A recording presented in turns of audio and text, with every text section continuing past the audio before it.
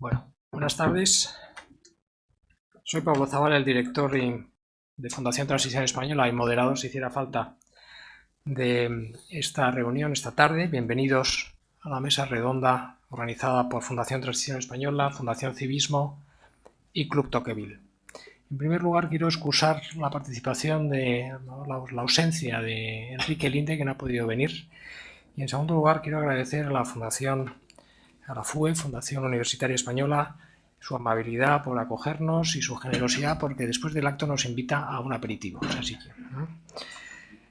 hemos asistido con asombro en la anterior legislatura cómo se despenalizaba la sedición, cómo se indultaba a aquellos que han violentado la convivencia y han pisoteado nuestro ordenamiento jurídico, y en horas 24 cómo se cambia de opinión sobre un tema tan importante y con tanta trascendencia como la ley de amnistía.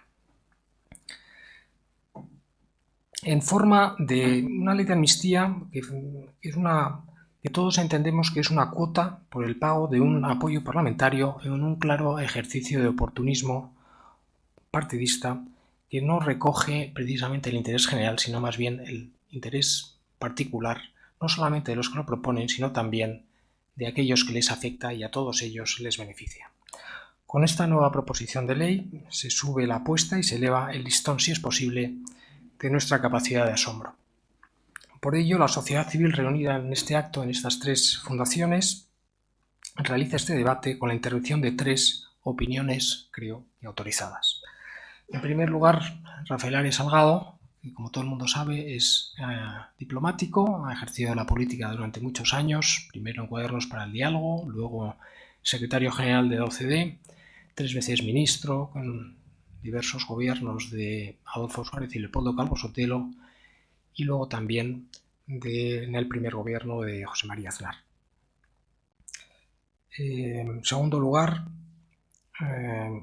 Roberto Villagarcía es profesor titular de Historia del Pensamiento de los Movimientos Sociales y Políticos y de la Universidad Rey Juan Carlos.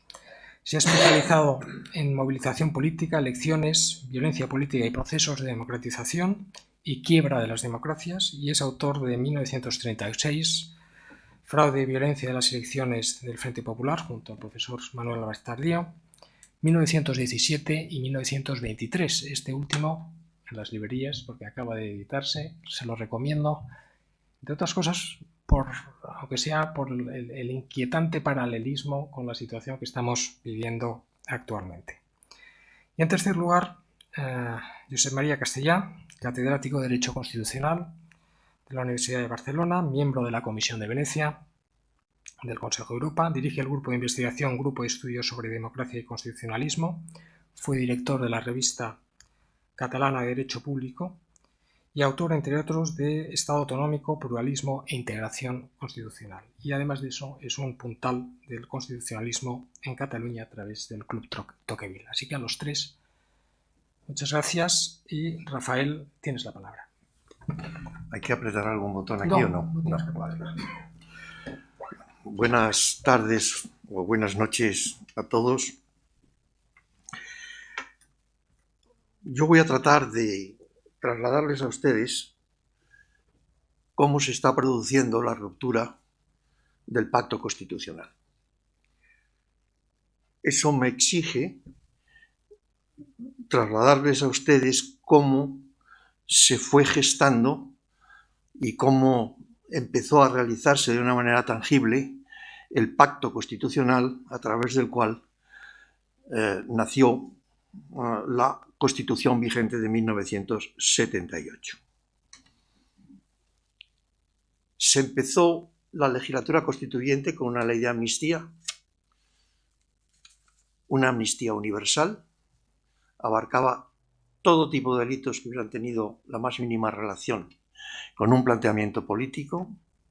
Se llevó la amnistía hasta sus últimas consecuencias porque fueron amnistiados delincuentes con delitos de sangre, terroristas, y por tanto era el comienzo de una nueva etapa en la cual la reconciliación de los españoles tenía que cristalizarse en un proceso político que a su vez tendría que ser constituyente.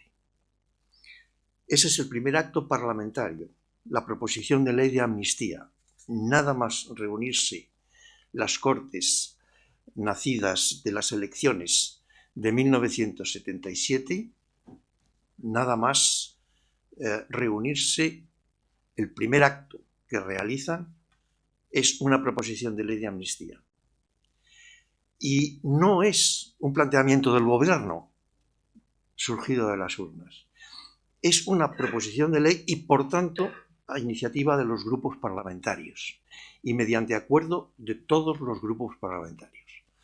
Al final salió prácticamente por unanimidad, con la abstención de algunos diputados de Alianza Popular, pero se convirtió en ley con un respaldo, digamos, prácticamente unánime en el Congreso de los Diputados. Aprobada la ley de amnistía, se inicia, en términos formales, el proceso constituyente. Y el primer paso es el nombramiento de una ponencia constitucional que fuera incluyente. Y efectivamente se hizo una ponencia en la que estaban representados Unión de Centro Democrático, Alianza Popular, minoría catalana y, por supuesto, el Partido Socialista Obrero Español, que asumió la representación del Partido de los Socialistas Catalanes. Lo importante, lo que querría destacar, es que cuando termina su trabajo la ponencia, con pocos niveles de acuerdo, y por tanto en el texto de la ponencia con muchas opciones abiertas, cuando se inicia el debate constitucional, predomina en el planteamiento de Unión de Centro Democrático como partido mayoritario, predomina un planteamiento fundamentalmente de rigor técnico. Pero el rigor técnico a veces es incompatible con el acuerdo político. Esto es algo que hay que tener presente, porque ocurre muchas veces en la vida política. Las leyes a veces no pueden ser técnicamente perfectas, pero lo importante es que sean eficaces en su aplicación. Y esto es lo que en el comienzo del debate constitucional, en la Comisión Constitucional del Congreso de los Diputados, predominó en los primeros días. De tal manera que esos primeros artículos que se votaron, no por orden numérico, sino en función de una ordenación del trabajo que había hecho la mesa de la comisión, las votaciones iban siendo ganadas por mayoría mediante el acuerdo entre Unión de Centro Democrático y Alianza Popular. Entonces, pasados 2 o 3 días de votaciones, Alfonso Guerra llamó a Fernando Abril y le comunicó telefónicamente que si esto continuaba así, ellos no aceptarían la Constitución. Es más, que en cuanto ganaran las elecciones, reabrirían un proceso constituyente. Fernando Abril, yo estaba delante, por eso lo puedo contar de esta forma, llamó a Adolfo Suárez y el presidente del gobierno le encargó al propio Fernando Abril la dirección del proceso constituyente, saliendo por tanto de la órbita del Ministerio de Justicia, en el que la dimensión predominante era una dimensión de rigor técnico que terminaba por sacrificar en la formulación de determinados preceptos el planteamiento político. Ese mismo día, después de la conversación telefónica entre Alfonso Guerra y Fernando Abril, se acuerdan reunirse en el restaurante José Luis, en una cena que empezó a las 9 de la noche y terminó a las 6 de la madrugada. Y en esa cena se cerraron, digamos, en términos, ahora explicaré el modus operandi, en esa cena se cerraron básicamente más de 50 artículos del texto constitucional. En aquella cena participaron por parte del Partido Socialista, Alfonso Guerra, Gregorio Peces Barba, Enrique Mújica y Luis Gómez Llorente. Y por parte de Unión de Centro Democrático, Fernando Abril, José Pedro Pérez de Llorca, Gabriel Cisneros y quien les está hablando.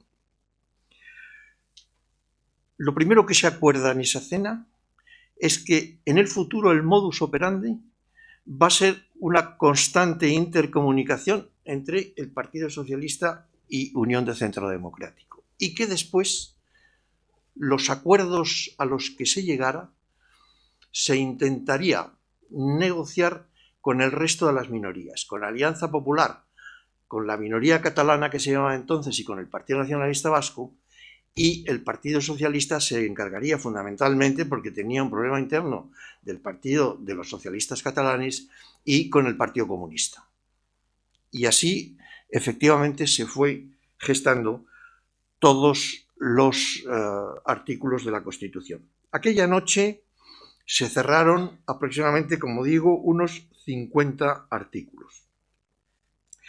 Y por poner ejemplos, el artículo 8, que es el que regula las Fuerzas Armadas y su función en el marco del Estado, fue acordado asumiendo la propuesta que había redactado Enrique Mújica. Prácticamente ese artículo ya no se tocó a lo largo del debate constitucional. Otro ejemplo. En el artículo 9 de la Constitución hay un principio básico en un Estado de Derecho, que es la interdicción de la arbitrariedad en los poderes públicos. Que el principal teórico de este principio es García de Enterría en España. Allí se acordó incluirlo en el texto constitucional, de tal manera, porque este precepto es hoy muy importante por la coyuntura política que estamos viviendo. Pero fue con pleno acuerdo en aquel momento cuando se incluyó en el artículo 9 de la Constitución.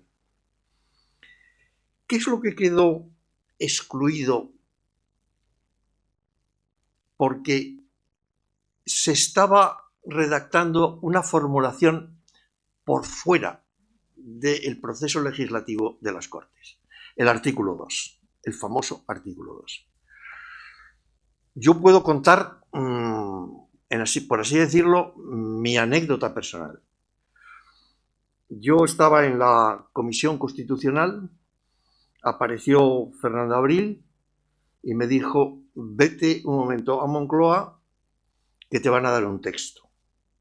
Yo fui a Moncloa, Adolfo Suárez tenía una visita, salió medio minuto y me entregó un papel. Y el papel contenía el texto que hoy aparece en la Constitución. No tengo información ni conocimiento de cómo se gestó esa redacción. Lo cierto es que la redacción fue aprobada por las dos partes, digamos, que negociaban el proceso constituyente, Unión de Centro Democrático y el Partido Socialista. No lo votó Alianza Popular y en cambio sí lo votó el Partido Comunista. ¿Cómo se redactó ese artículo 2? Pues yo entiendo que debió redactarse entre los juristas que trabajaban con Adolfo Suárez, en conexión con la minoría catalana, con Jordi Pujol, en conexión con Felipe González, aunque Felipe González me dijo personalmente en una ocasión que él no tenía conocimiento estricto de la redacción del artículo 2.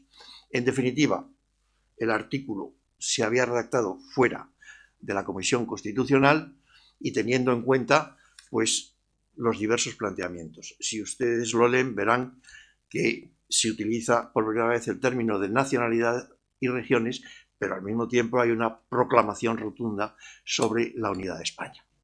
Y ese es el equilibrio del artículo 2. Y lo cuento como un poco como historia de cómo fue la redacción de la Constitución.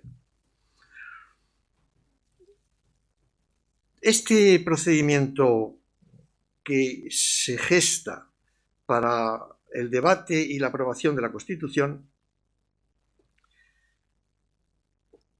tiene después una continuidad básica, con altibajos, porque la vida no es ni blanca ni negra, sino que está llena de matices.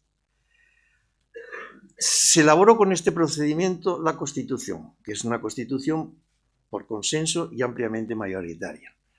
Eso implica, en cierto modo, que algunos aspectos de su redacción pues, tienen algunos una cierta ambigüedad o tienen a veces menos rigor técnico, pero tienen un extraordinario valor político.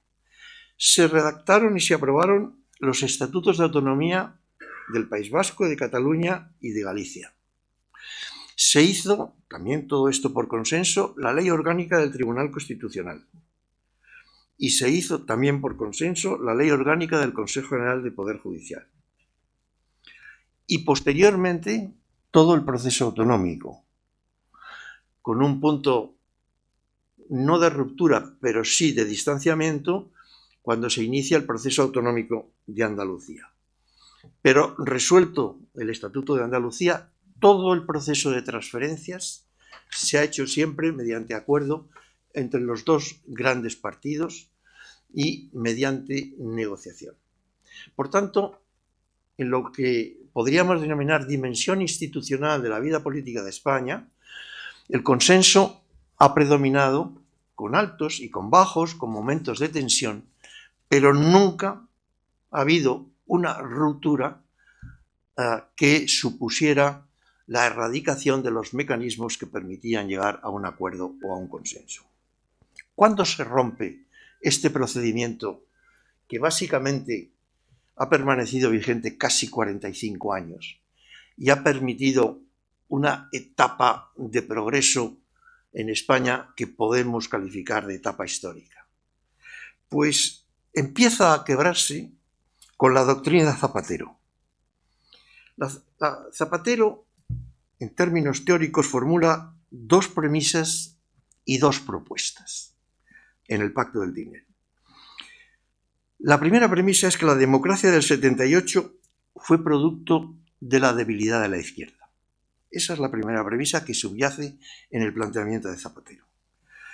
Y la segunda premisa es que la última auténtica democracia en la historia de España fue la Segunda República, y particularmente su cénit, el Frente Popular. Doctrina Zapatero. Y desde la doctrina Zapatero se hacen dos propuestas que se formalizan, digamos, por escrito en el Pacto del Tinel, que es buscar siempre una alianza permanente del Partido Socialista con los nacionalismos vasco y catalán y con todo lo que está a la izquierda del PSOE, porque eso garantiza, digamos, casi permanentemente el triunfo electoral de ese conjunto de fuerzas. Bueno. Y en este contexto es cuando aparece la primera ley de memoria histórica que envía Zapatero al Congreso de los Diputados y que no llega a aplicarse porque pierde las elecciones y el gobierno de Mariano Rajoy, que debería haberla derogado a mi juicio, lo que hace simplemente es liquidar toda partida presupuestaria que pudiera conducir a la aplicación de la ley. Con lo cual la ley queda ahí como un texto vigente, pero sin aplicación real en la realidad. Por tanto, este inicio de la ruptura del pacto constitucional, que está formulado en términos teóricos o doctrinales o políticos, como se quiera, lo empieza a llevar a la práctica Sánchez. Sánchez es el presidente que empieza a ejecutar la doctrina de Zapatero.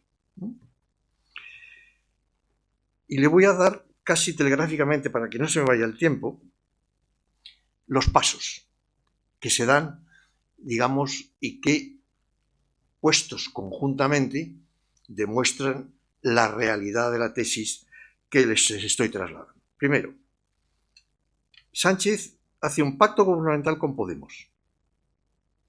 Podemos impugna la Constitución del 78 es un partido que llega al Congreso de los Diputados impugnando la Constitución de Derecho. Pacto gubernamental con Podemos. Hace una nueva ley de memoria democrática que llega hasta 1982, cuando España tenía ya un Estado de Derecho y una Constitución en vigor. Pretende llevar, por tanto, la investigación de la llamada memoria democrática hasta el primer año de gobierno de Felipe González. 3. Hay un progresivo blanqueamiento parlamentario de Bildu. Es otro paso. 4. La modificación del Código Penal. Desaparece el delito de sedición y rebaja las penas por malversación. 5. El indulto a los golpistas. 6. El abuso del decreto ley. Sánchez, en su primera legislatura, ha dictado más de 140 decretos leyes. Bate el récord de todos los gobiernos. Y es que hay decretos leyes de más de 100 artículos, con lo cual se aprovecha lo que debía ser una normativa de urgencia para resolver una determinada situación, se aprovecha para introducir gradualmente otras modificaciones del ordenamiento jurídico. Por tanto, 140 decretos leyes que son verdaderos decretos leyes ómnibus. 7. Ocupación gradual de las instituciones. En fin, esto no requiere mucho desarrollo. La única que se estanca es el Consejo General del Poder Judicial. Por eso se puede criticar la actitud de la oposición en el Parlamento del Partido Popular, se puede criticar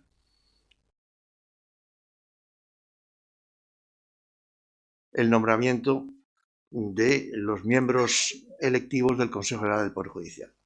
Bien, pero no hay que olvidar que la pretensión del gobierno del señor Sánchez es controlar el Poder Judicial. Y el Consejo General del Poder Judicial es una instancia básica para controlar el Poder Judicial. Es más, se bloquea la negociación, según mis informaciones, porque el Partido Socialista pretende que vayan como candidatos al Consejo General del Poder Judicial y que, por tanto, sean nombrados vocales del Consejo 2 miembros de Podemos, partido que impugna la Constitución del 78. Y ahí, por el nombre de los candidatos, que no voy a dar porque tampoco tengo la certidumbre de que sea, por eso se bloquea la elección del Consejo General del Poder Judicial. Y después hemos sabido, y este es otro dato importantísimo, hemos sabido que los contactos de Puigdemont con Sánchez empiezan antes de las elecciones, en marzo del 2023.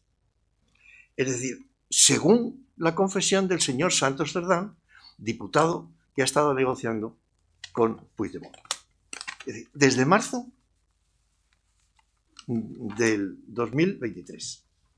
Por tanto, ese es otro dato básico, digamos, otro indicio claro de que está en su planteamiento la ruptura, de alguna manera, del consenso constitucional que se produce en torno al texto de 1978.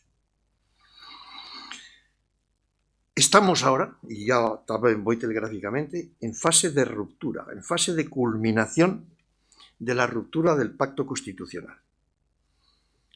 Yo creo que esto lo tendrá que decir en su momento el Tribunal Constitucional mediante violación del texto constitucional de 1978 en su letra y en su espíritu. Y voy telegráficamente.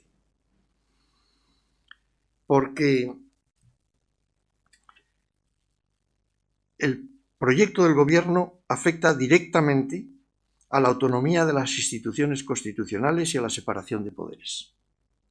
El proyecto de ley de amnistía, que es, digamos, el símbolo, el texto normativo en el que simboliza la consagración de la ruptura del sistema constitucional de 78.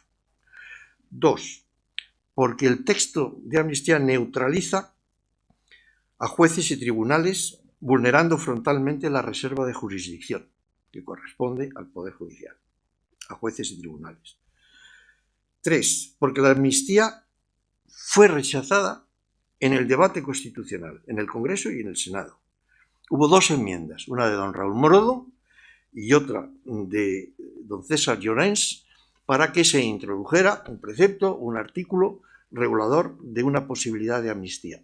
Fue rechazado en el debate constitucional.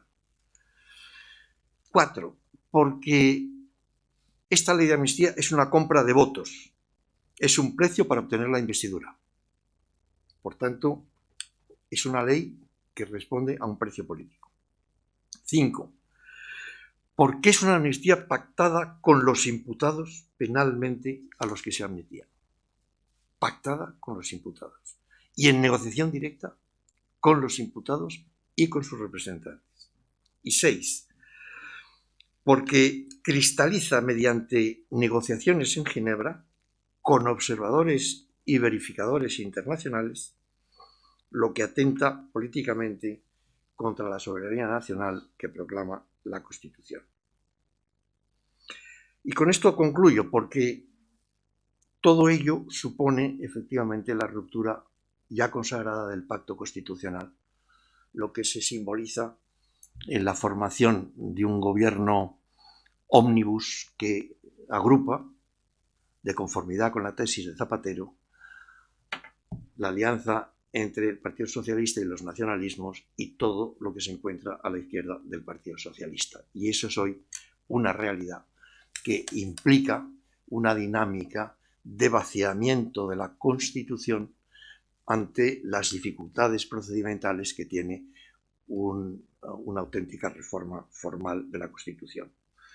Y frente a esto, ¿qué se puede hacer? Pues, en fin, esto lo podremos establecer en el coloquio si a ustedes les interesa, pero no tenemos más remedio que modelar nuestras actitudes para buscar la recomposición del consenso institucional básico, porque de lo contrario el país funcionará mal o no funcionará, o tendremos una problemática constante de recursos y de impugnaciones.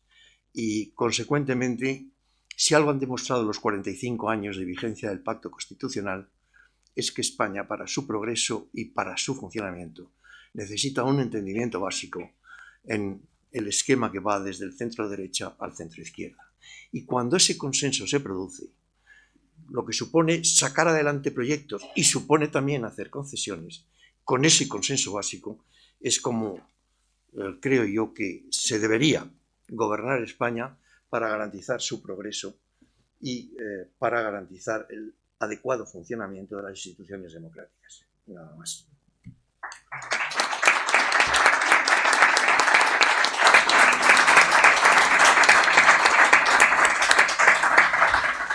Muy bien, muchas gracias, presidente. Roberto, tienes la palabra.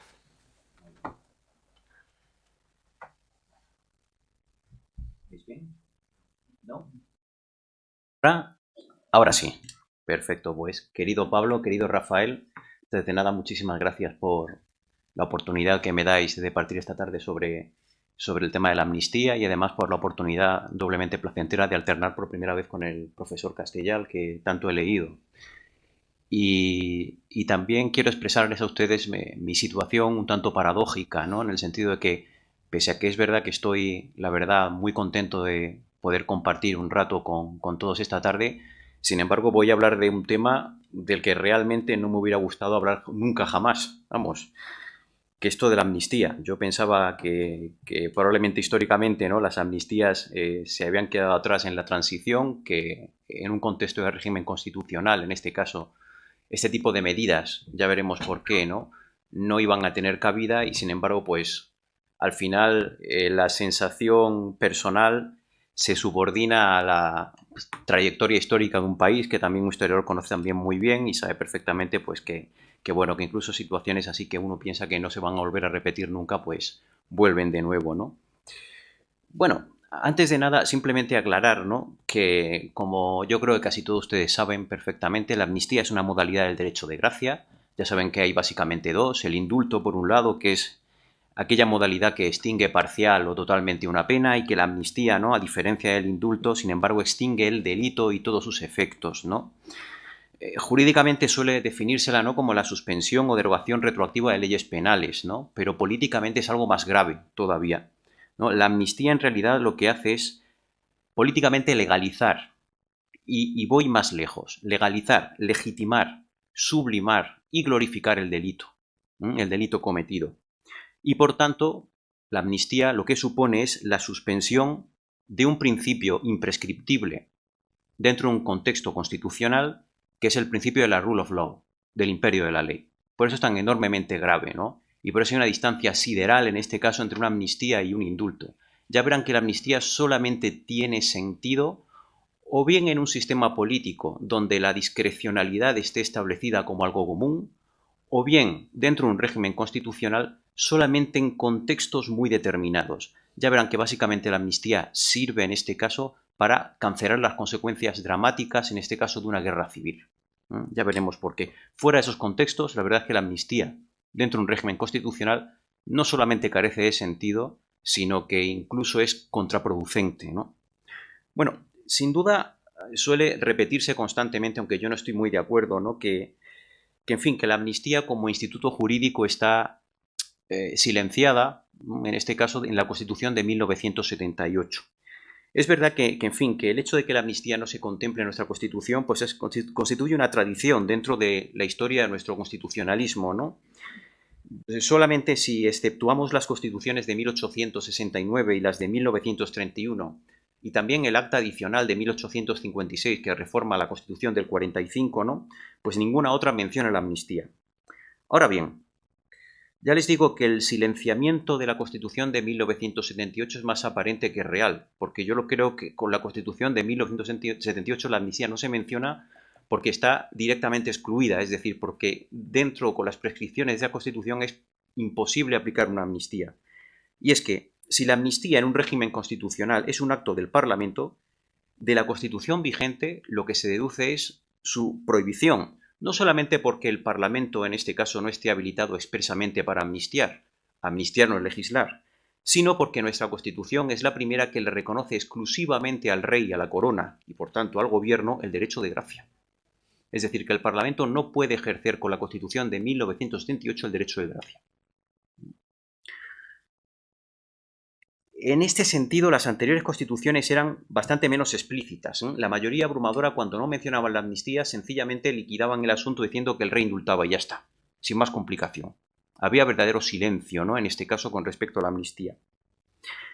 Se omitía la amnistía porque se resaltaba su naturaleza extraordinaria, ¿no?, en el constitucionalismo liberal, ¿no?, porque era un acto que, como hemos dicho previamente, suspendía de hecho el imperio de la ley, ¿no?, que en principio pues era algo imprescriptible, ¿no?, en el constitucionalismo. La amnistía presuponía del órgano que la otorgaba en un régimen constitucional, en este caso el Parlamento, ¿no?, un poder soberano capaz de legalizar transgresiones graves por altas razones de conveniencia nacional. La amnistía no era la única expresión de esta reserva de soberanía, ¿no?, que tenía el Parlamento. También por motivos extraordinarios las Cortes votaban lo que entonces se conocía como bills o leyes de indemnidad, ¿no?, que legalizaban infracciones gubernativas a posteriori. Estos actos se justificaban en el ordenamiento jurídico no podía prever determinadas situaciones de excepcional gravedad que requerían del poder público acciones extraordinarias. Claro, en los países además cuya constitución era originariamente, históricamente monárquica, pues esa reserva de poder evocaba las prerrogativas tradicionales de la corona, ¿no?, que autorizaban a su titular, en el antiguo régimen en este caso, no abolir, pero así a transgredir las normas si lo necesitaba para asegurar la paz y el orden en el reino, ¿no?, que era su misión primigenia. En todo caso, de la naturaleza supraconstitucional de las amnistías se infiere que esa grave suspensión del Estado de Derecho solamente tiene sentido cuando, o solamente, mejor dicho, puede funcionar, tiene sentido y puede funcionar, ¿no?, cuando existe un amplísimo acuerdo en que con ella se preserva un bien superior, que es la cohesión y la conservación de la comunidad política sobre la que se asienta esa legalidad. Una amnistía sustentada sobre consideraciones partidistas o su uso repetido como un sucedáneo de los indultos, lo que hace en realidad es destruir el principio de legalidad, fulminar la división de poderes, privar a la nación de su soberanía y vaciar, en fin, la legitimidad de todo orden liberal democrático, al socavar la confianza de los ciudadanos en sus instituciones y sobre todo en el principio básico de la igualdad ante la ley. De hecho, la historia de las amnistías en la España constitucional ha sido fiel reflejo de nuestras convulsiones políticas. Es decir, que se puede decir que, fíjense, hemos tenido durante 2 siglos 27 amnistías en total.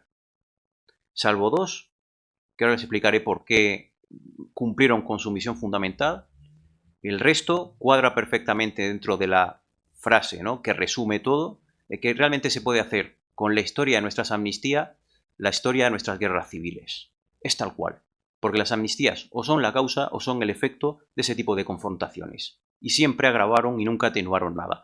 Lo digo fundamentalmente, ya lo verán, porque habitualmente siempre suele asociarse la idea de la amnistía con la de la reconciliación, con la del perdón, y no tiene nada que ver. La amnistía es un olvido penal, va mucho más allá del perdón. Y lejos de reconciliar, ya veremos cómo las amnistías, sobre todo cuando son amnistías de partido, que son la mayoría abrumadora, lo que hacen es fragmentar, fraccionar, separar y destruir la cohesión de la comunidad política. Fíjense, precisamente por ello, no es casual que los periodos de mayor estabilidad política en la historia de España han sido precisamente los periodos en los que las amnistías como tales han estado fuera completamente de cualquier tipo de consideración política. Tenemos el ejemplo de nuestra democracia actual, que es bastante explícito. Jamás hemos tenido ni una sola amnistía con la Constitución de 1978 vigente. Y si nos vamos al otro periodo donde existió una gran estabilidad relativa, estabilidad política, que fue la monarquía liberal de la Restauración, también presenta un contraste importante, ¿no?, porque solamente en esos 50 años se aprobaron amnistías generales unas 5, y 3 concentradas básicamente durante la Gran Guerra, 1914, 1916 y 1918, para amnistiar la sublevación de agosto de 1917. Precisamente el efecto de estas 3 amnistías tan consecutivas fue tan catastrófico para la legitimidad del gobierno constitucional que entre el 18 y el 23 ya no se volvieron a aprobar ni una sola amnistía más. Ya no quisieron volver a repetir la experiencia. Y de hecho hay que irse a 1930 para encontrar otro gobierno monárquico constitucional, en este caso el de Berenguer, que aprueba una amnistía, pero en este caso será sobre todo para liquidar, ¿no?, las responsabilidades penales que vienen de la época de la dictadura de Primo de Rivera, nada más. Con lo cual, fíjense, existe una correspondencia entre estabilidad política, en este caso, y desuso de la amnistía. Y es normal que fuera así porque en España habitualmente la amnistía, a diferencia del indulto que se utiliza para muchas cosas, la amnistía en realidad se utilizó siempre con preferencia, ¿no?, para extinguir los delitos que en el siglo XIX se llamaban políticos, delitos políticos, de intencionalidad política básicamente, y que en el siglo XX también se van a llamar delitos sociales, pero que son prácticamente de la misma naturaleza. Delitos políticos, delitos sociales, ¿no? Estas categorías agrupaban básicamente todas aquellas infracciones en las que solían incurrir los adversarios de un determinado gobierno al que buscaban socavar y derribar, ¿no?, con el propósito, en este caso, de sucederle y de cambiar el régimen político. Es básicamente eso, ¿no? Precisamente por eso nuestros gobernantes, a pesar de la sobreabundancia de amnistías, conocían bastante bien que era una concesión jurídicamente peligrosa, ¿no?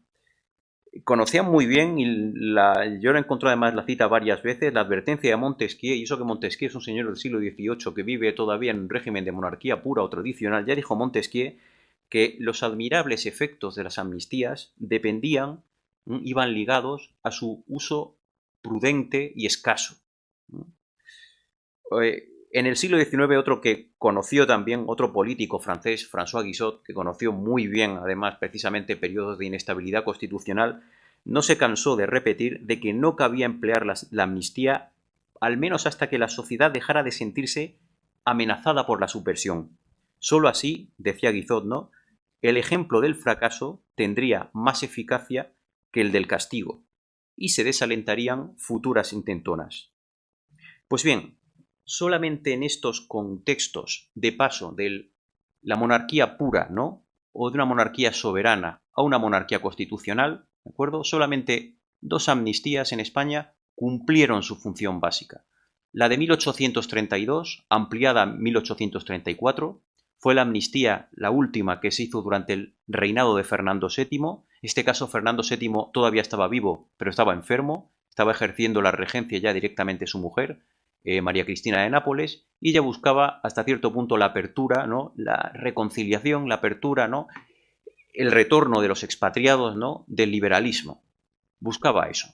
Entonces, como la amnistía, por su propia naturaleza en este caso, permitía perdonar delitos que todavía no se habían juzgado ni condenado, pues era la figura que en este caso permitía acabar con la división provocada por una guerra civil larvada y abierta incluso, que había tenido una continuidad importante entre 1814 y 1832, ¿no? Aproximadamente.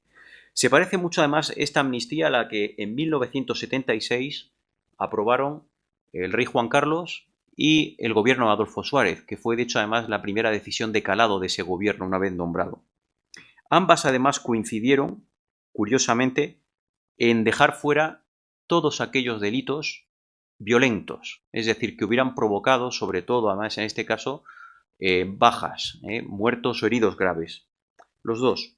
Luego, posteriormente, en 1834 y en 1977, respectivamente, también serían incluidos en estas amnistías aquellos delitos incluso violentos, ¿no? Para integrar a las personas que habían promovido actividades de tipo subversivo, ¿no? Contra los regímenes que en este caso se buscaban cancelar para abrir las puertas a un régimen constitucional.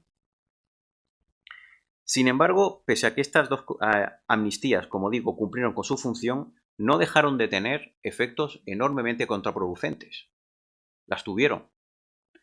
En 1834, al legalizar la violencia anterior y con ella el insurreccionalismo, en realidad lo que hicieron además es legitimar el nuevo ciclo insurreccional que hubo, no ya en relación con la Primera Guerra Carlista, que también, sino también dentro de la propia España liberal, la confrontación, en este caso, entre moderados y progresistas, la legitimación de los usos insurreccionales, ¿no? Y en 1977, como la ampliación de la amnistía se inspiró en una, a veces, demasiado confusa equiparación entre antifranquismo y democracia, pues legalizó una serie de actividades violentas de grupos terroristas, ¿no? Que no se dirigían tanto en este caso contra el franquismo como dictadura que impedía la democratización de España, sino que estaba promovida por grupos, en este caso que pretendían sustituir la dictadura vigente por otra dictadura distinta, en este caso de signo opuesto. Pues al legitimar precisamente estas acciones, las amnistías tuvieron efectos indeseados que explican además muy bien por qué, por qué, sobre todo en nuestro periodo actual, se ha administrado con bastante más prudencia, ¿no? Luego, la proliferación de amnistías fue básica para entender por qué el reinado de Isabel II, en este caso, no alumbró una monarquía constitucional estable. Yo he contabilizado un total, fíjense, de 10 amnistías en ese periodo generales, con lo cual se puede decir que cada vez que había una quiebra, una ruptura, un cambio de gobierno, ¿no? Un cambio de situación política en ese reinado, automáticamente se amnistiaba, y ya ni siquiera a todo el mundo, sino selectivamente a los amigos frente a los enemigos. En la gloriosa, que son 6 años, básicamente, con todo este intercambio de regímenes que hubo y tal, hubo en total 6 amnistías, 3 de ellas, curiosamente, durante la Primera República. Solamente un año nada más, 3 amnistías. Y además, con la peculiaridad también, básicamente, de que las amnistías fueron aún más selectivas. Si las amnistías previas todavía habían incluido a varias parcialidades políticas, estas solamente sirvieron para legitimar las acciones insurreccionales de los republicanos durante el reinado de Amadeo. Con lo cual, tal cual. Claro, si se tiene en cuenta lo que pasa en la Primera República, 3 amnistías y un régimen que prácticamente en un año y pico pues se hunde en medio de luchas civiles, se entiende muy bien también el precedente más directo que tenemos en el ejercicio de esta prerrogativa, ¿no? Que es el de la Segunda República. En 5 años hubo 3 amnistías, todas además selectivas.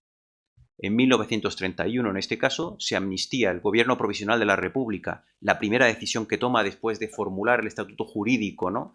Es una amplísima amnistía para todo el que se había implicado en actividades insurreccionales, ¿no? durante la monarquía constitucional, excepto si fueron ministros o funcionarios. Todo esto es para poder juzgar las llamadas responsabilidades políticas en las Cortes Constituyentes, con lo cual ahí tienen el primer ejemplo, ¿no?, de amnistía de partido selectiva.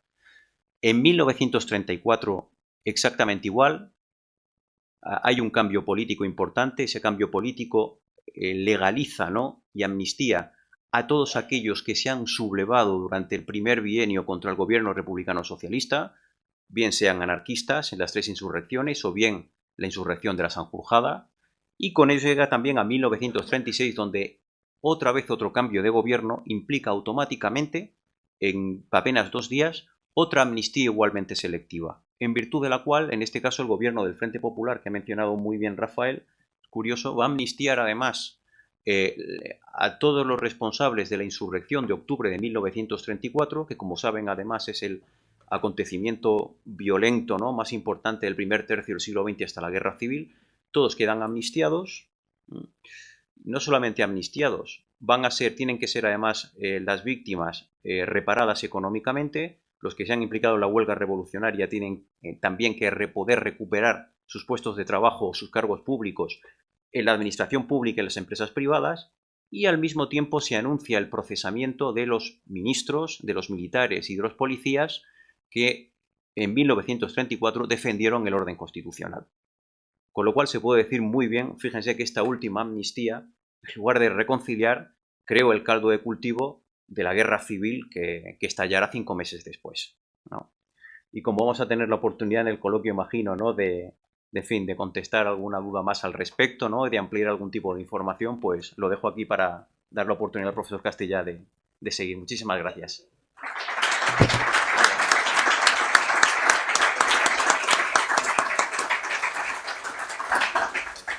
Josep María, tienes la palabra.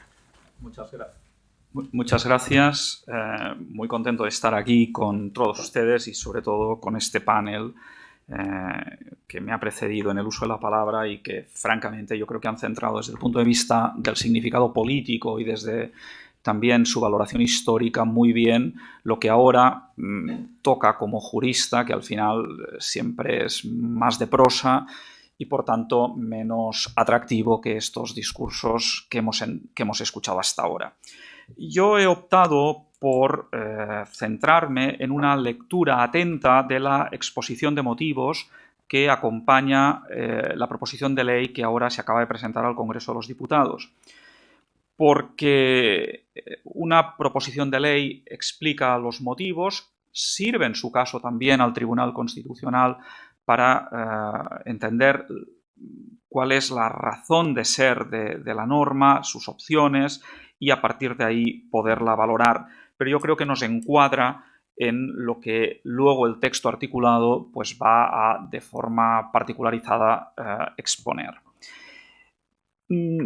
Si atendemos a esto, nos damos cuenta cómo la palabra excepción, excepcionalidad en varias de sus vertientes se reproduce de forma bastante abundante a lo largo de esta larguísima exposición de motivos. Y esto es verdad. La exposición en principio, una amnistía responde a una razón excepcional y en un Estado de Derecho, desde luego. Y la excepcionalidad la vamos a ir encontrando desde el punto de vista del procedimiento seguido, a la razón de ser, a los efectos que se persiguen, es decir, va a acompañar todo el camino de esta proposición, que trata de justificarse en una comparación, sea con la anterior amnistía, la amnistía del 77, sea con el derecho comparado, sea con su adecuación de la Constitución. Me parece que estos son los 3 ámbitos con los que la proposición de ley intenta justificarse. Y lo primero, y no quería aludir a ello porque no me parece quizás lo fundamental, pero me parece que Rafael Arias ha entrado en el carácter de proposición de ley que tuvo la del 77 para compararla justamente con esta otra proposición de ley, porque pareciera que estamos ante lo mismo. Inicio de una legislatura, la del 77 la actual, y la utilización del instrumento de base parlamentaria, la proposición de ley, en lugar del proyecto de ley. Y sin embargo, dicha esta apariencia de similitud, todo es diferente. Porque es verdad que está al inicio de la legislatura, pero está al inicio de la legislatura para honrar unos pactos, es el primer acto de unos pactos a los que se ha llegado con varias fuerzas políticas. En concreto, se cita en el pacto con Esquerra y el pacto con Junts. Y se utiliza, en este caso, la proposición de ley por esas prisas, porque aún no había gobierno y, por tanto, no podía aprobar un proyecto de ley, sino sobre todo también porque, además, lo que se hace es ahorrar todo tipo de controles, y concretamente el del Consejo General del Poder Judicial. Y esto no es un acto aislado. Hemos visto a lo largo de la legislatura anterior cómo el Gobierno, en esa evolución del sistema parlamentario que tenemos, en que se invierten los términos y no es el Parlamento el que da la confianza al Gobierno, sino el Gobierno el que tiene una mayoría detrás a su servicio, lo que hace es justamente utilizar a los grupos parlamentarios para, de esta forma fraudulenta, utilizar el instrumento de la proposición de ley para justamente ahorrarse todo esto. Y además, un acto tan importante, desde el punto de vista del debate parlamentario, se quiere ventilar por el trámite de urgencia. Me parece que esto sirve, al menos desde el punto de vista formal, pero lo formal esconde mucho más para empezar esta valoración. A partir de ahí yo voy a centrarme en 4 puntos. Un primero es su comparación, ya no formal, de procedimiento con la amnistía del 76-77. En segundo lugar, una valoración de si constitucionalmente cabe la amnistía en general, no esta amnistía, cualquier amnistía, que es una cuestión debatida por la doctrina constitucionalista. En tercer lugar, qué pasa con esta concreta amnistía. Y por último, qué hacer en el supuesto de que se apruebe, cómo actuar después de su aprobación en el caso de una mayoría parlamentaria que quisiera revertirla. Sobre lo primero, la comparación con la ley de amnistía del 77.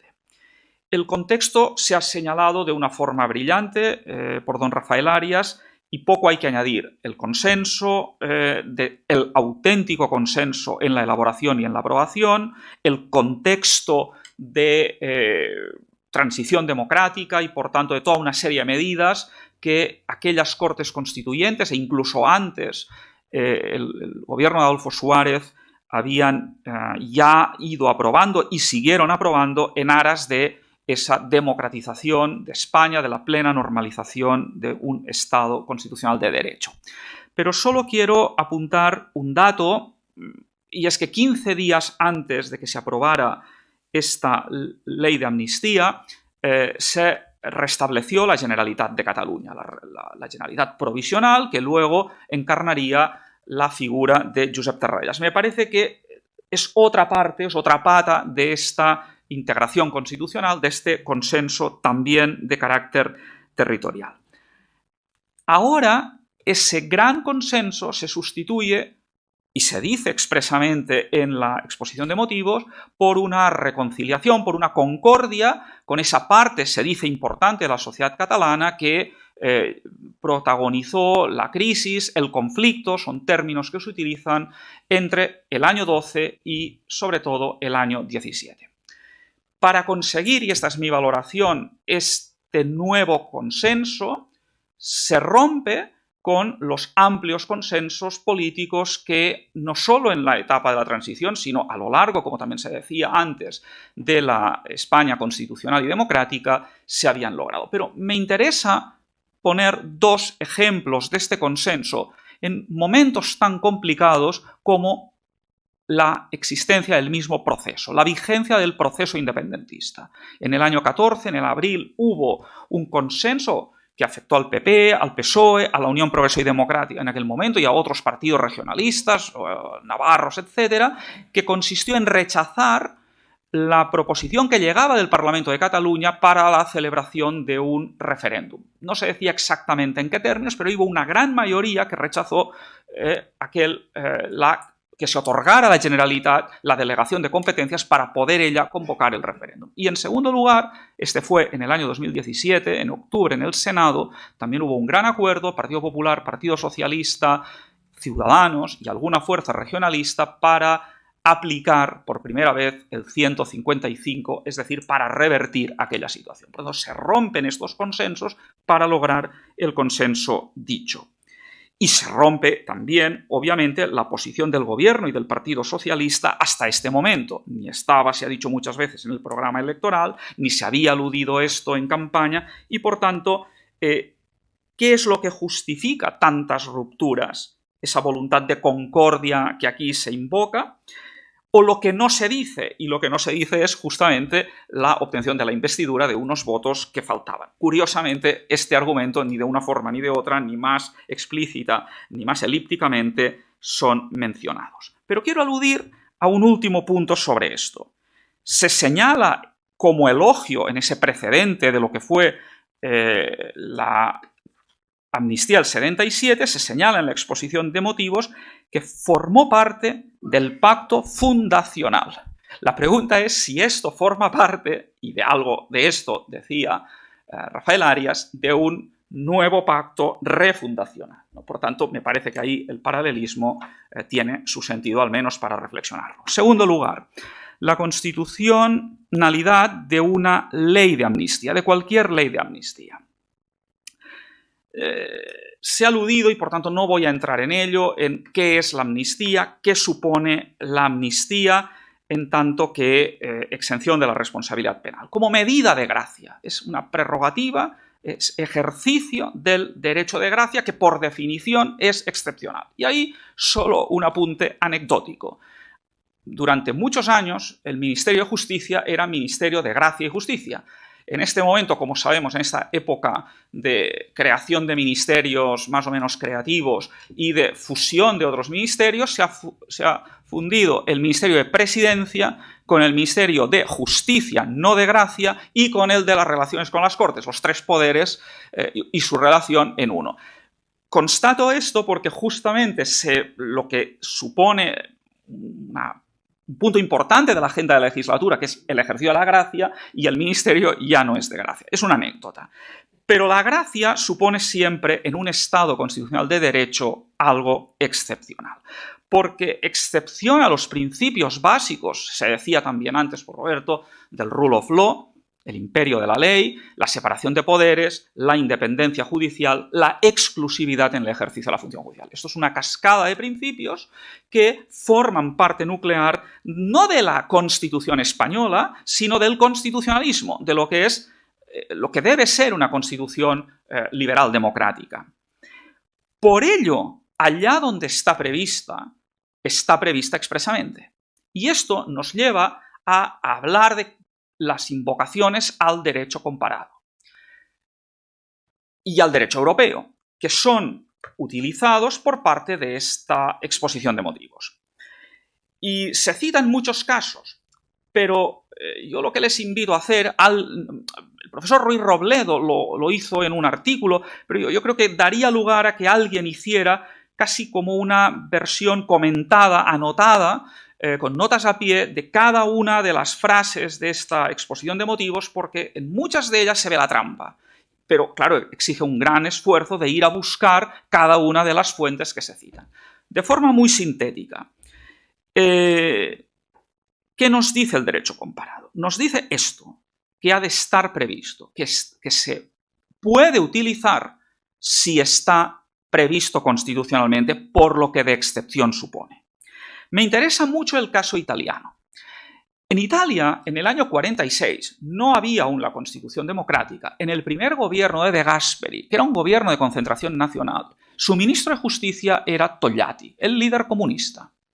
Y se aprueba una ley de amnistía de todos los altos funcionarios que habían servido al régimen fascista en su veintenio. Y Togliatti la impulsa junto con De Gasperi y liberó a, parece ser, según alguna fuente histórica, hasta 200.000 funcionarios, servidores del régimen. Y quedaron unos pocos que no, los más destacados, a los que no se aplicó. La Constitución italiana la incorporó en el artículo 79 de una forma muy genérica. La ley podrá prever esto. Pero curiosamente en el año 1992, se reforma este artículo y se ponen condiciones de utilización muy duras. Se tendrá que aprobar por 2/3 del Parlamento cada artículo, uno a uno, de la ley. Desde entonces, en Italia no ha habido amnistías. Y podríamos seguir diciendo lo mismo de Francia.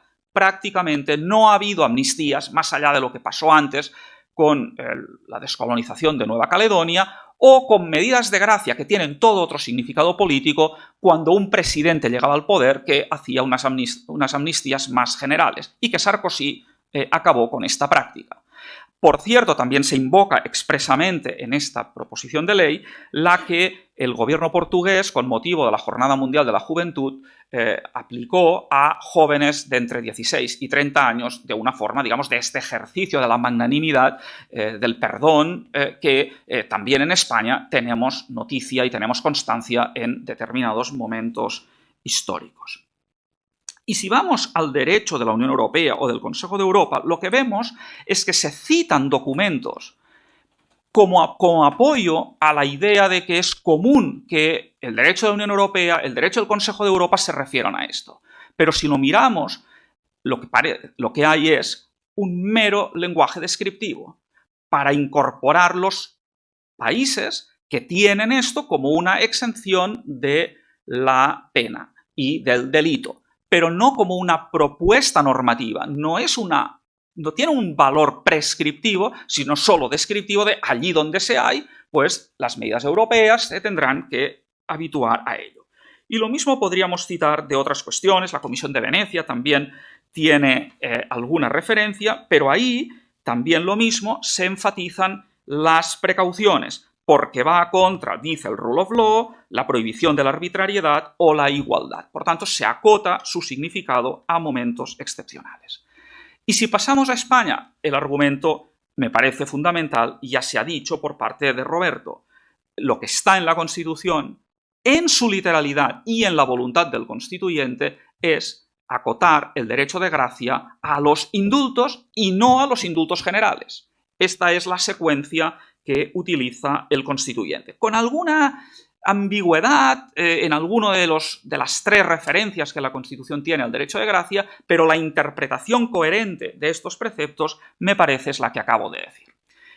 Y de las enmiendas que se rechazaron en el proceso constituyente, me interesa destacar otro punto importante que también ha aludido Roberto, y es el ejercicio de la amnistía, del derecho de gracia a través de la amnistía, no es función legislativa, es una función especial que llevan a cabo las cámaras parlamentarias, que obviamente en nuestro caso no está. Y esto estaba claro en aquellas amnistías. Raúl Morodo, que era constitucionalista, en su enmienda cita las funciones del Parlamento y cita la función legislativa, la función de control y la de amnistía como algo diferente. Por tanto, me parece que todo esto nos lleva a decir que es muy difícilmente sostenible que la amnistía esté contemplada en la Constitución. Pero en la hipótesis de que lo estuviera, insisto, muy condicionada por estos criterios de excepcionalidad, porque atenta a los principios y a esta igualdad y todo eso que he explicado, y esos principios de lucha contra la arbitrariedad de los poderes públicos, la pregunta es: ¿qué pasa en concreto con la amnistía que tenemos sobre la mesa? Y ahí lo que vemos es cómo, en este caso, la amnistía, cómo se justifica en la exposición de motivos. Y hay 4 tipos de argumentos que quisiera solamente apuntar, porque me parecen importantes. Uno, el primero, alude a lo que se dice textualmente, un conflicto político debe resolverse desde la política. No es cuestión del Estado de Derecho, no es cuestión de los jueces, es un conflicto político que hay que resolver por la vía. ¿Cuál es el papel entonces del derecho? también lo encontramos ahí expuesto. El derecho queda reducido a un instrumento progresivo que se ha de ir adaptando a las circunstancias, es decir, siempre detrás de la política para responder a esas necesidades más o menos coyunturales o profundas de la política. Por tanto, hay toda una visión del derecho aquí, como instrumento, no como garantía. Segundo, esta proposición de ley esparca en el relato de lo sucedido. En cambio, en los pactos, en el contenido de los pactos, ahí se detienen más, en el conflicto, en que lo acarreó. Pero lo poco que dice, el párrafo que le dedica a ello, señala, contextualiza lo sucedido en que fue el proceso, salió a raíz de la sentencia del Tribunal Constitucional sobre el Estatuto de Cataluña. Y además se añade que el Parlamento de Cataluña hay una mayoría independentista y una mayoría que llevó adelante todo esto. Se habla de mayoría parlamentaria, no de mayoría electoral, esto nos llevaría a otras consideraciones, pero importa decir esto, se liga con el estatuto y por tanto también ahí me parece hay un relato nacionalista que se convierte en verdad oficial y por tanto en una cuestión que es mucho más discutible desde el punto de vista histórico y me parece desde el punto de vista también constitucional de lo que sucedió, pero también esto nos llevaría más lejos. Tercero, se alude dice que se trata de finalidad, evitar la desafección política de una parte de la sociedad catalana, que hay que aplicarlo urgentemente, siempre esta idea, porque ¿qué pasaría si los implicados funcionarios, algunos de ellos, dejarían la administración catalana sin recursos, sin efectivos humanos? Solo una acotación. Cuando se aplicó el 155, nada de esto pasó en la práctica. No pudimos ver esas huelgas de manos caídas por parte de prácticamente ningún funcionario catalán. Y cuarto y último, se dice España no es una democracia militante, es una democracia pluralista, lo cual es verdad, pero el pluralismo obviamente está dentro de la Constitución española. A partir de ahí, se insiste en la singularidad, en que se trata de una ley singular. Y como se trata de una ley singular, todo ello lleva a una excepcionalidad respecto a las normas generales. ¿Cómo justificar la singularidad? Los juristas utilizan, y aquí se intenta hacer, francamente, con muy pocos argumentos y con muy poca fortuna, con lo que llamamos la adecuación de la medida, la necesidad, su proporcionalidad. En toda esa retórica que les he dicho, apenas se entra para un juicio efectivo de esto, con lo cual el Tribunal Constitucional o un Tribunal Constitucional apegado a la Constitución debería ser muy cauto a la hora de interpretar esto. Y un último matiz, también se justifican los efectos a partir de la excepcionalidad. Los efectos es que en el caso de que hubiera un recurso, ya lo prevén, es un afán de prever todo lo que sucederá, esto es muy marca juristas catalanes ya desde el proceso, en este caso se dice no suspenderá los efectos. Pero no sabemos cómo leerlo, pero una posibilidad es que suspenda el artículo 35 de la Ley Orgánica del Tribunal Constitucional, que dice que en caso de cuestión de constitucionalidad, los jueces suspenden el caso que están conociendo. ¿Puede una ley que no es la ley orgánica del Tribunal Constitucional suspender la aplicación general? Bastante discutible. Por tanto, y ahora ya sí acabo, última cuestión. La última cuestión ¿es posible derogar en el futuro esta ley? La Comisión de Venecia, en un caso de Georgia del año 2013, dijo que cuando ya ha producido sus efectos, cuando ya ha limpiado los efectos penales en los procesos concretos, ya no hay vuelta atrás. Esto parece que en derecho tiene bastante sentido. Y dicho esto, sin embargo, yo sí considero que hay que derogar esta ley. Hay que derogar esta ley en lo que se pueda derogar. Para empezar, esta exposición de motivos que se convertirá en preámbulo.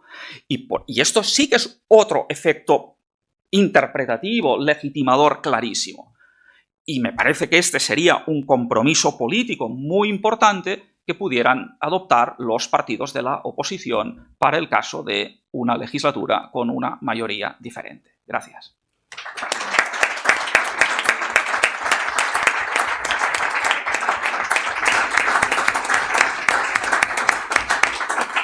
Muchas gracias, profesor Castellá. Yo no sé si entre vosotros queréis hacer alguna puntualización o damos a lo mejor a alguien quiere hacer alguna pregunta.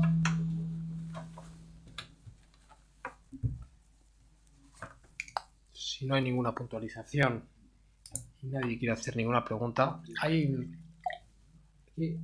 pues adelante el profesor Varela. Alberto, ¿puedes coger por favor ese micrófono y se lo das porque como estamos grabando? Ay, gracias. ¿Quién lo necesita? Aquí, por favor, en la primera fila. No sé si funciona. ¿Ahora? Sí. Sí. Bueno, excelentes intervenciones, demasiado buenas, ¿no? Porque aquí el problema, todos sabemos que son los 9 dineros o los 9 votos, todo lo demás da lo mismo. Es un problema de poder muy claro. Lo cual yo a los juristas que hay aquí les plantearía si esto es posible que se pacte con un, no sé si reo o por lo menos inculpado, la amnistía de su propia pena. ¿Y qué problemas plantea eso desde el punto de vista de un desde el punto de vista de lo que sería un penalista? Eso es una pregunta que me gustaría hacer. La segunda tiene que ver con esto de la exposición de motivos, que siempre es lo más interesante de las leyes. Nosotros, los que, claro, será porque no entendemos mucho de leyes, pero los historiadores nos fijamos en la exposición de motivos, porque son siempre deslices freudianos. Son siempre deslices freudianos. Aquí se habla de, bueno, esto lo que va a hacer es calmar la situación, y es interesante la farmacopea que utilizan. El ibuprofeno, que es que hay algo que realmente ha producido una especie de algo que se abulta y que de algún modo duele, ¿no? Pero no me parece que sea eso, ¿no? Es un ansiolítico lo que necesitan este tipo de fenómenos, ¿no? Desde Herder y Fichte, esta gente está poseída de una especie de excitación, es decir, este tipo de enfermedad, de neurosis identitaria, es una enfermedad romántica e histórica, no existe anteriormente. Montesquieu no tiene esas cosas, no pasan esas cosas en el siglo XVIII. Es muy al final, es con esta especie de excitación, por lo tanto, es importante, no es el ibuprofeno, es un ansiolítico lo que necesita esta gente. ¿Se han calmado? No se han calmado. El otro día, en una de las intervenciones de televisión, le preguntaron a este señor presidente de la Generalitat. Bueno, sabemos más o menos lo que el señor Sánchez les ha concedido a ustedes, pero ¿qué han concedido ustedes? Y la verdad, lo hizo muy bien. Dijo, hombre, los votos para investir. Es decir, nada. Es decir, ¿qué es esto? ¿A qué viene? Roberto, tú que eres historiador, viene a este corresponsal del New York Times que después del acuerdo de Múnich, digo, pero bueno, a todo esto, ¿qué es lo que han concedido las potencias totalitarias, en este caso Alemania, a los aliados? Y de pronto el hombre dice, nada, no han concedido nada. Es decir, no les calma nada, no se van a calmar. No sirve de nada esto. Es más, alimenta al cocodrilo, que era la fiera que eligió Churchill. La gente suele olvidarse que Churchill era un hombre hasta marzo del 39 denostado, insultado, hijo de un alcohólico, él mismo alcohólico también, no, hijo de un sifilítico y él un alcohólico. Eso le decían en el Parlamento. Eran 12 personas las que se oponían al appeasement. 12 personas, no más, o 14. Bueno, la cosa se da la vuelta cuando de pronto ven que efectivamente el cocodrilo no se calmó. Es decir, el argumento de Churchill era un argumento psicológico. Este hombre no se calma con nada.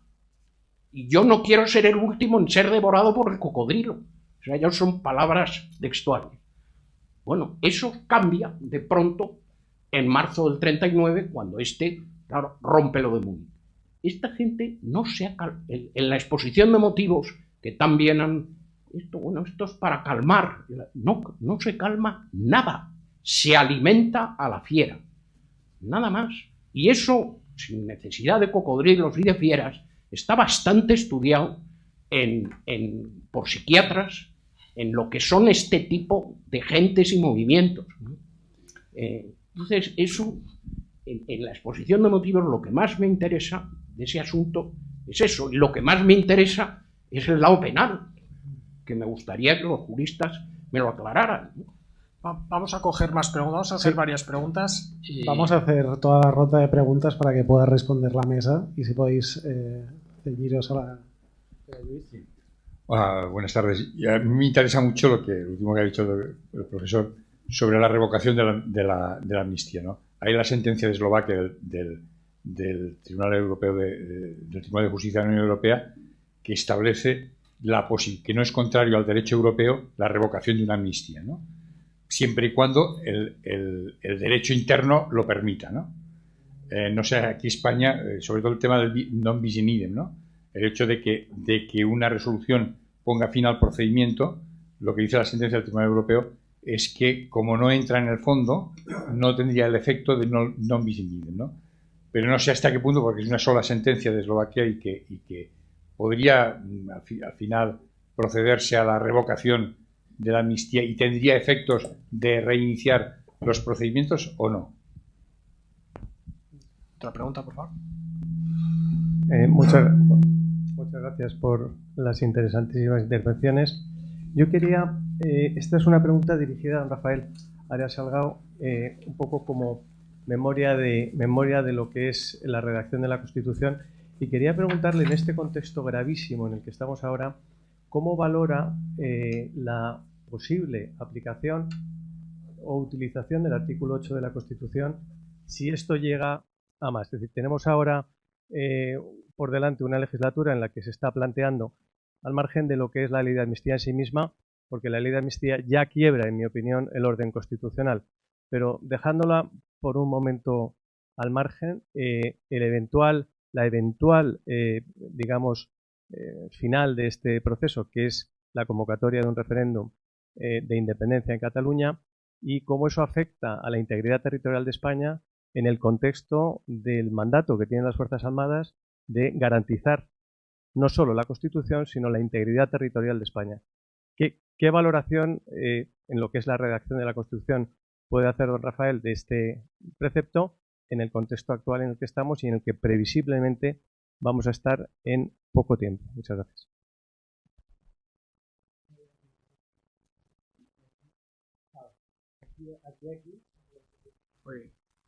Buenas noches. Yo quería hacer una pregunta a propósito del final de la exposición que ha hecho Rafael Arias Salgado sobre cuando ha dicho dos cosas que para mí son importantes, muy importantes, que ha dicho: hay que intentar bajar la tensión y intentar volver al consenso.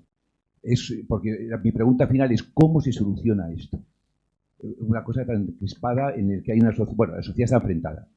Y ha dicho esas dos palabras de bajar la tensión e intentar volver al consenso. Pero mi pregunta es tan difícil como esto: ¿cómo y quién hace eso? ¿Cómo se le pone el cascabel al gato? Esa sería la pregunta. ¿Quién lo hace? ¿Los partidos? ¿La sociedad? ¿Alguien dentro del PSOE? Nada más. Gracias. Buenas tardes y muchas gracias por este interesante encuentro. Agradezco mucho el foro, agradezco que haya gente de diferentes generaciones, que también es muy importante en este momento. Y yo soy una persona que ahora mismo tengo 67 años, tenía 22 cuando se aprobó la Constitución. Para mi asombro, que es una palabra que mencionaron antes, he tenido que asistir a ver cómo un presidente de un gobierno de España, un país democrático, rompe las reglas y se aleja de la Constitución para hacer otra cosa. Mi reflexión es verdad, hemos pecado de ingenuos los que vivimos todo este proceso pasamos de súbditos a ciudadanos y luego nos hemos convertido en votantes, simples votantes, y ahora para este asombro, contesto un poco la pregunta que hacía este señor, ahora todos somos Andrés Torrejón, el alcalde de Móstoles. España está en peligro y hay que acudir a salvarla. Esta es la solución. Todos somos el alcalde de Móstoles. Si hay que salvarla, pues nos ponemos al margen de otra gente que quieren acabar con un país que hemos conocido. Gracias. Hacemos las dos últimas muy rápidamente. Sí, muchas gracias por las excelentes intervenciones.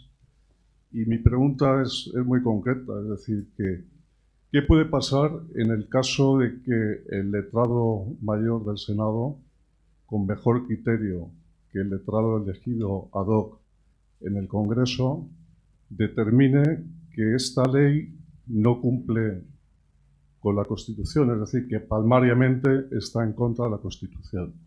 ¿Cómo tendría que actuar el Senado en esas circunstancias? Muchas gracias.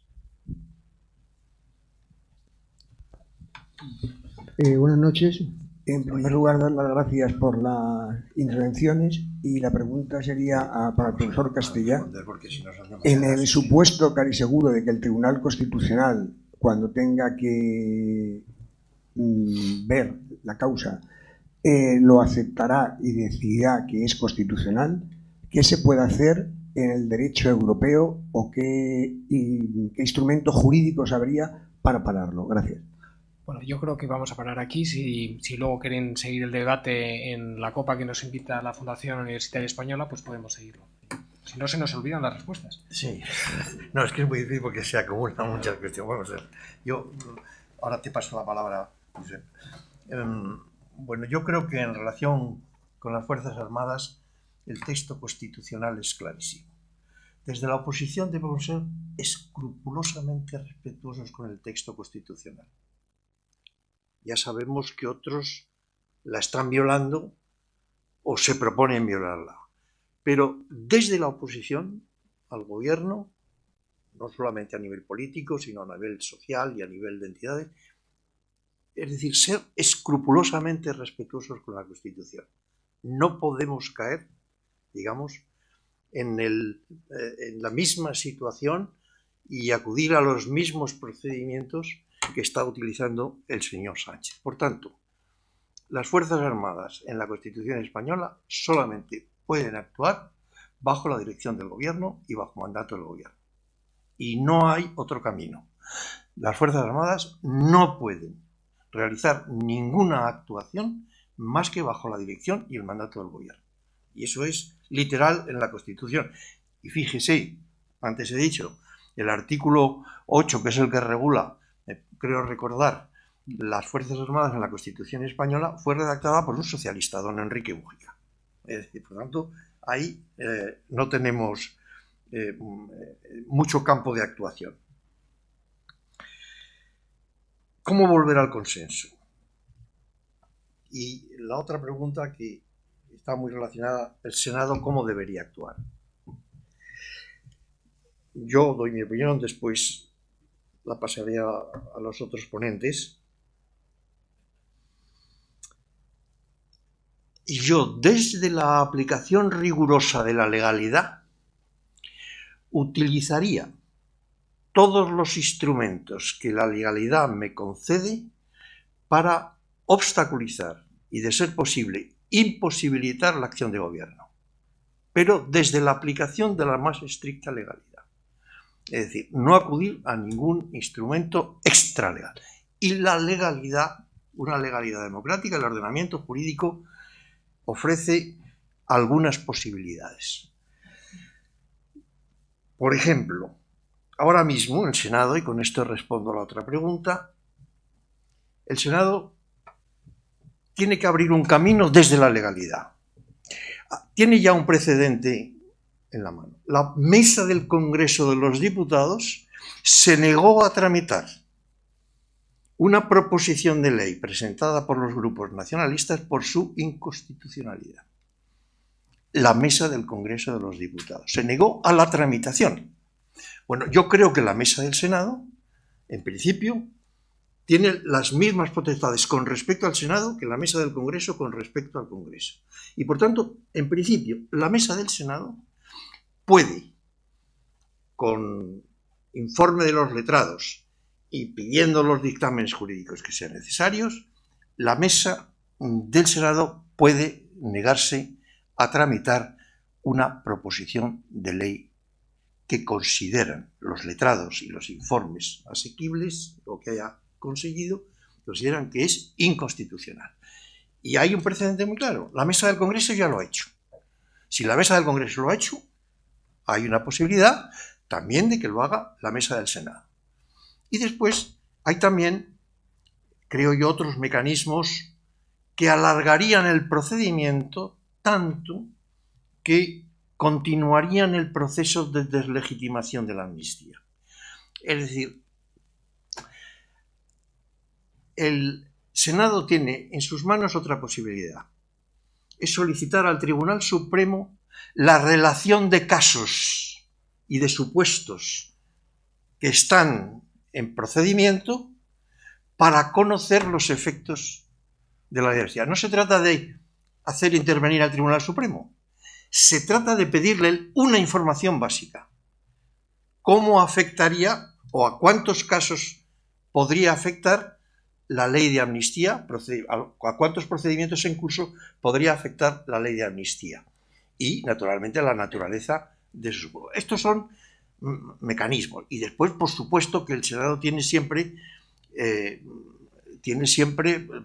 posibilidades de ir alargando el proceso, el procedimiento, de ir alargando el procedimiento de aprobación. Por tanto, es decir, yo no digo que la actitud del Senado vaya a ser definitiva, porque eso es muy complicado de establecer, pero sí tiene en sus manos una serie de instrumentos. Y de luego creo que la mesa, con los informes debidos, puede oponerse a la tramitación. Como ese acuerdo de la mesa será recurrido al Tribunal Constitucional por el Gobierno, pues evidentemente ya decidirá el Tribunal Constitucional si la mesa del Senado tiene o no potestad para, digamos, impedir o dificultar o negarse a tramitar una proposición de ley inconstitucional, ¿verdad? El papel del Senado, por lo menos, hay, desde el punto de vista constitucional y, por tanto, respetando el funcionamiento de las instituciones, tiene unas posibilidades de actuación que retrasen la tramitación de la ley de amnistía, como mínimo que retrasen. Y no sé, yo creo, y nada más, creo que he contestado a las dos preguntas, la de las Fuerzas Armadas y cómo volver al consenso, ¿no? ¿Cómo volver al consenso? Pues, no sé si lo he dicho, dificultando al máximo, desde la legalidad, la acción de gobierno. Por tanto, haciendo una oposición plenamente legal con un objetivo, que es impedir unas decisiones, obstaculizar unas decisiones que, en definitiva, que esto es lo importante, tienen como objetivo transformar el régimen constitucional del 78. Y, por tanto, hay un argumento de constitucionalidad. No, usted me está colando una aplicación de la Constitución y un cambio de régimen constitucional, me la está intentando colar por la puerta de atrás. Y ese es, digamos, mi premisa mayor para montar toda la dialéctica que naturalmente después se produce en torno a la cuestión concreta, ¿no?